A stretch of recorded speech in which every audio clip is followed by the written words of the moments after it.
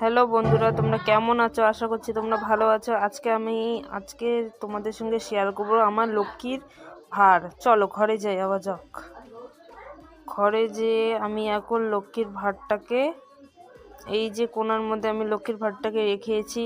এখন আমি লক্ষ্মীর ভাঁড়টাকে আজকে অনেক দিন পরে বের করলাম, দেখবো আজকে কত টাকা হয়েছে।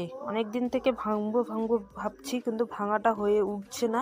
তার জন্য আজকে আমি লক্ষ্মীর ভাঁড়টা ভেঙে নেব। দাদা বাড়িতে আছে, ওর সঙ্গে এখন আমি লক্ষ্মীর ভাঁড়টা ভেঙে নেব। আমি চেষ্টা করছি যে লক্ষ্মীর উপরের ফুটো দিয়ে দেখা যাচ্ছে কি না, কিন্তু না, কিচ্ছু দেখা যাচ্ছে না। ফাইনালি আমাদের লক্ষ্মীর ভাঁড়টা এখন ভাঙা হবে।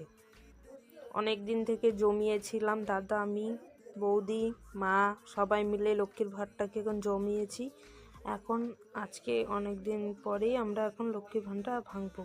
কতটা যে আমি জমিয়েছি, আমরা কতটা জমিয়েছি তা জানি না। দেখি কারণ কি ভর্তি হয়ে গেছে লক্ষ্মীর ভাঁড়টা। চলো ভাঙা যাক।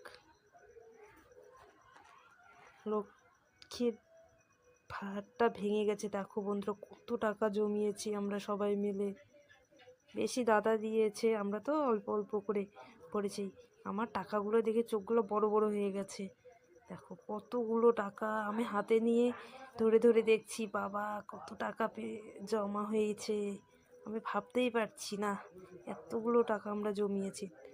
তোমরাও কিন্তু লক্ষ্মীর ভাঁড়ে কিন্তু 10 টাকা 20 টাকা করে জমাতে পারো, তাহলে কিন্তু তোমাদেরও একদিনকার অনেক টাকা হয়ে যাবে।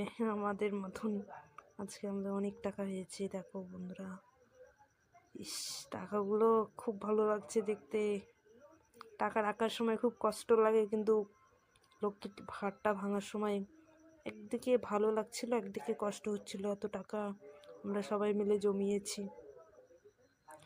চলো টাকাটা আমরা এখন গুনিয়ে নিই, তারপর তোমাদের সঙ্গে শেয়ার করছি কত টাকা হয়েছে। হ্যালো বন্ধুরা, আমাদের টাকাগুলো এখানে গোনা হয়েছে। আমরা সবাই মিলে টাকাগুলো গুনে নিয়েছি। আমি তো টাকাগুলো হাতে নিয়ে খুব খুশি লাগছে আমাকে। আর টাকাগুলো দেখো খুব সুন্দর, মানে খুব সুন্দর লাগছে। আমার হাত থেকে তো টাকা পড়েই যাচ্ছে। চলো তোমাদেরকে বলি যে কত টাকা আমরা জমিয়েছি। এখানে 4,669 টাকা জমিয়েছি।